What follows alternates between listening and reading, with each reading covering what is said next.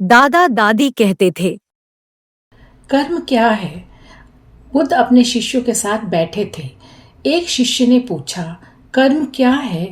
बुद्ध ने कहा, मैं तुम्हें एक कहानी सुनाता हूँ। एक राजा हाथी पर बैठकर अपने राज्य का भ्रमण कर रहा था। अचानक वह एक दुकान के सामने रुका और अपने मंत्री से कहा, मुझे नहीं पता क्यों, पर मैं इस दुकान के स्वामी को फांसी देना चाहता हूँ।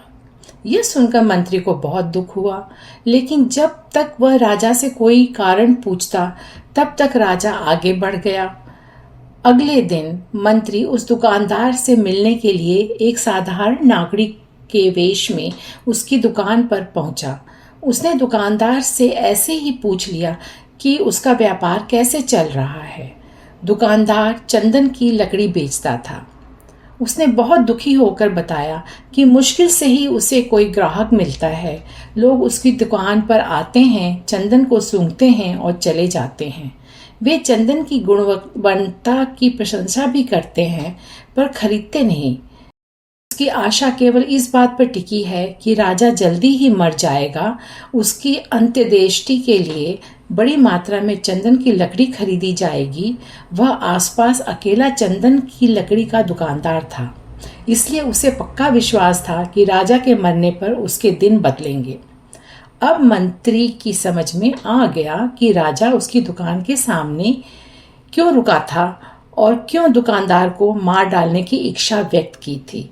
शायद दुकानदार के नकारात्मक विचारों की तरंगों ने राजा पर वैसा ही प्रभाव डाला था, जिसने उसके बदले में दुकानदार के प्रति अपने अंदर उसी तरह के नकारात्मक विचारों का अनुभव किया था।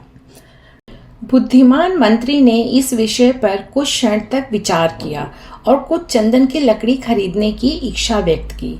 दुकानदार बहुत खुश हुआ। उसने चंदन को अच्छी तरह कागज में लपेटकर मंत्री को दे दिया।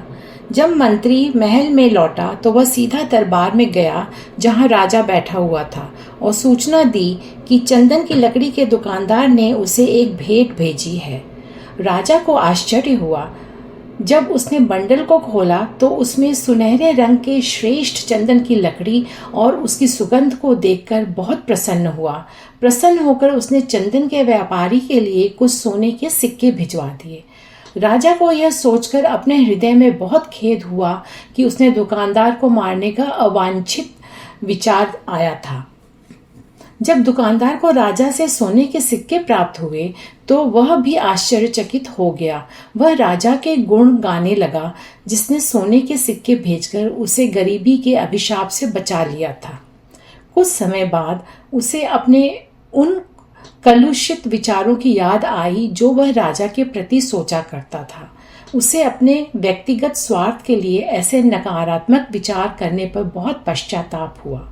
यदि हम दूसरे व्यक्तियों के प्रति अच्छे और दयालु विचार रखेंगे तो वे सकारात्मक विचार हमारे पास अनुकूल रूप से ही लौटेंगे, लेकिन यदि हम बुरे विचारों को पालेंगे तो वे विचार हमारे पास उसी रूप में लौटेंगे। यह कहानी सुनाकर बुद्ध ने पूछा, कर्म क्या है? उनके शिष्यों ने उत्तर दिया, हमारे शब्द, हमारे कार्य, हमारी भावनाएं, हमारी गतिविधियां। बुद्ध ने सिर हिलाया और कहा, तुम्हारे विचार ही तुम्हारे कर्म हैं। अगर आपको यह जानकारी पसंद आई हो तो आप यह जानकारी अन्य सभी लोगों तक पहुंचाइए। इस चैनल को लाइक, सब्सक्राइब और शेयर करना न भूलें। मिलेंगे हर बुधवार।